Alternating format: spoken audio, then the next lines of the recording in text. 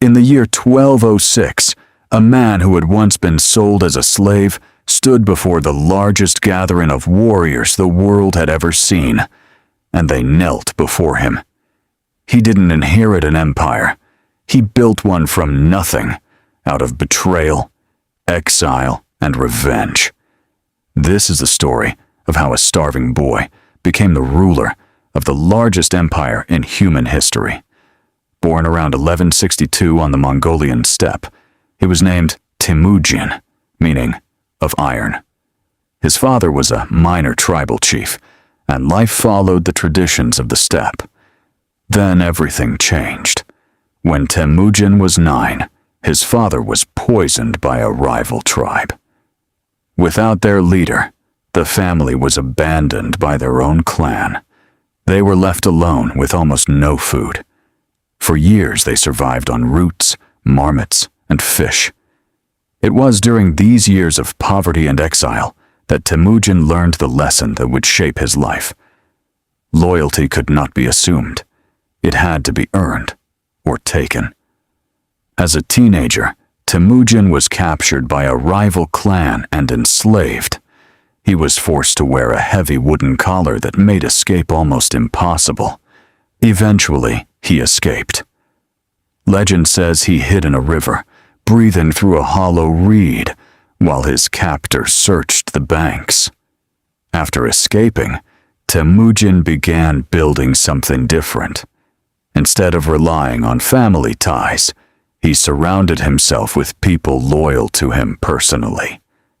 In a society built on bloodlines, this was revolutionary. It would later become the foundation of one of history's greatest military forces. Slowly, Temujin gathered allies through merit instead of birth. Warriors were promoted because of loyalty and ability, not noble status. This attracted talented followers from many different tribes. By 1206, after decades of conflict, Temujin had united the Mongol tribes under one banner. At a great assembly known as a Kurultai, he received a new name, Genghis Khan, universal ruler. What followed was one of history's fastest military expansions.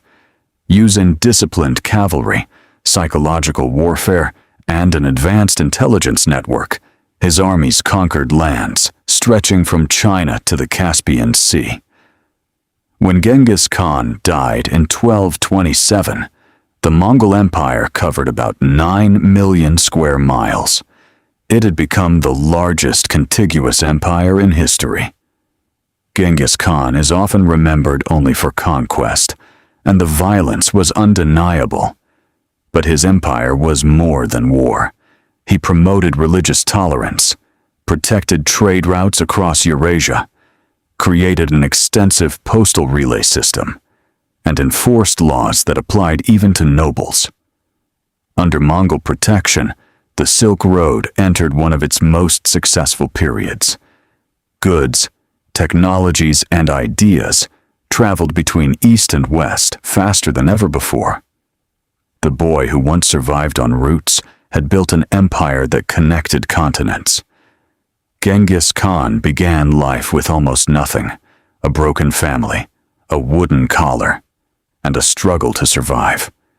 He ended it ruling more land than any person in history. His empire didn't just conquer the world, it changed it. If you enjoy stories about the people who shaped history, subscribe to Obscura. New videos almost every day.